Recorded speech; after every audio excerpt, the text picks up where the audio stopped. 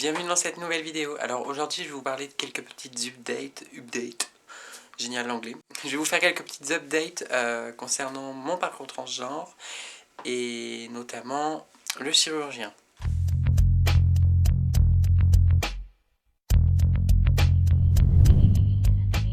Donc j'ai eu mon rendez-vous le 12 avril, on est bien, oui c'est bien le 12 avril. Ça s'est super bien passé, c'est dans une clinique privée, donc j'ai eu mon rendez-vous, je m'y suis rendu. Donc déjà j'ai expliqué au chirurgien que j'étais transgenre, il m'a tout de suite calmé en me disant ne vous inquiétez pas, j'ai déjà opéré sur des personnes transgenres, sur des femmes transgenres et il n'y a aucun souci. Donc du coup je lui ai parlé de ma demande, je lui ai dit ce que je voulais, je lui ai dit que je voulais des petits seins mais pas des seins d'enfant.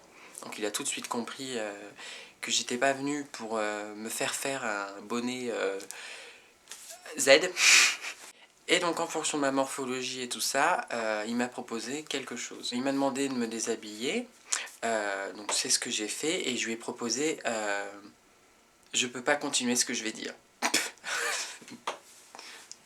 Bref, il m'a ausculté, il a dit qu'il voyait totalement un corps de femme, que j'avais des proportions qui étaient celles d'une femme, donc j'étais super contente.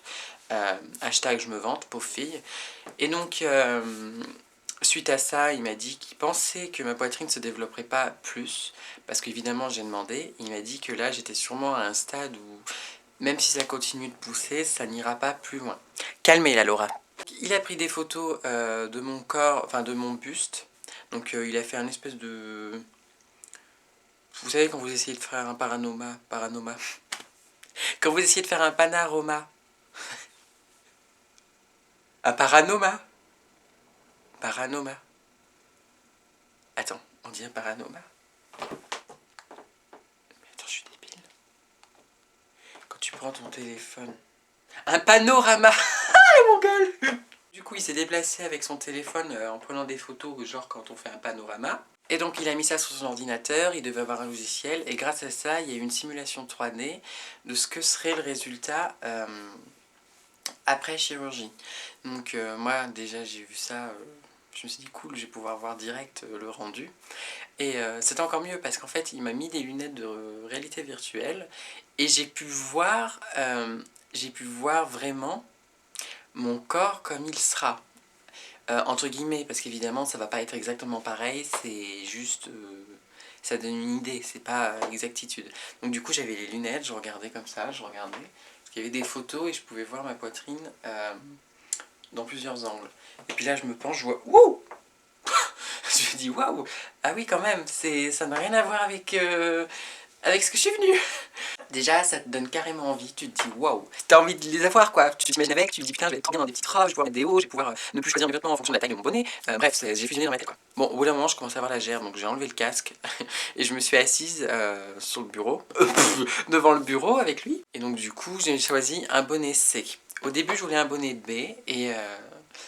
il m'a fait comparer et en fait il n'y a rien qui change, ça change pas beaucoup et il m'a dit que pour moi le mieux ce serait un bonnet C en fonction de ma morphologie. Je suis d'accord avec ça, donc ça s'est super bien passé, j'ai pu avoir la simulation au premier rendez-vous, il m'a expliqué comment ça se passe, devant le muscle, derrière, j'ai choisi derrière parce que ça a un effet plus naturel, il y a la forme de l'implant, moi j'ai choisi un rond, je sais pas si on dit un rond, plutôt qu'une goutte. Et aussi les implants morphologiques, anatomiques, bref.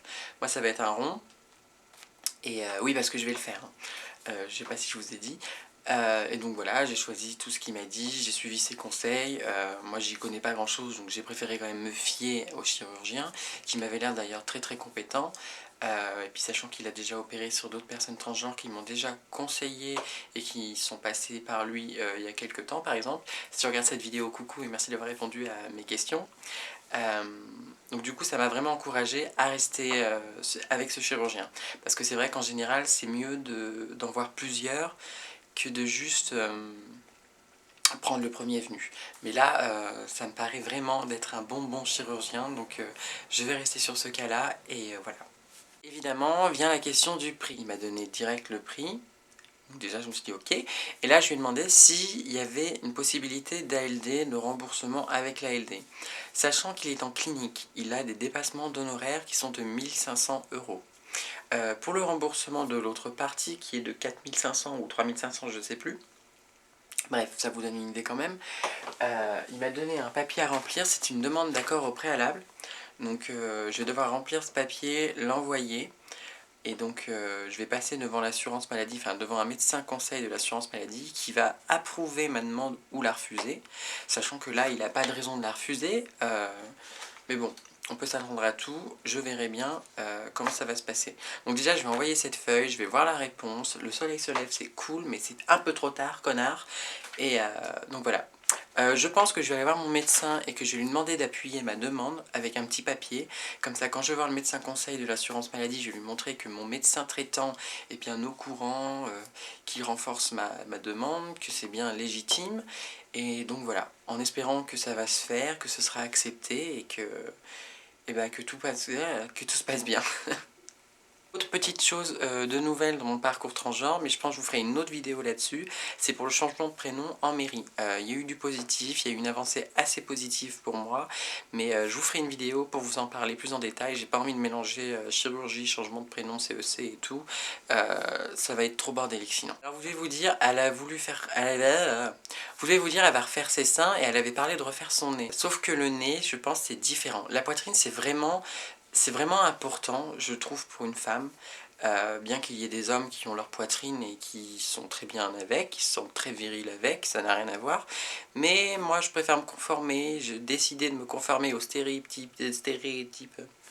Moi, j'ai décidé de me conformer aux stéréotypes de genre au niveau de la poitrine, parce que je trouve ça féminin à mon sens, mais ça ne veut pas dire que ça l'est forcément. Je sais pas si vous me suivez, mais ça, c'est un autre débat. Moi, le fait d'avoir une poitrine plus jolie, une poitrine que je vais pouvoir porter dans des vêtements, une poitrine que je vais pouvoir coller dans le nez de tous les gens, ça me fait vraiment plaisir, parce que les gens vont se dire c'est une pute.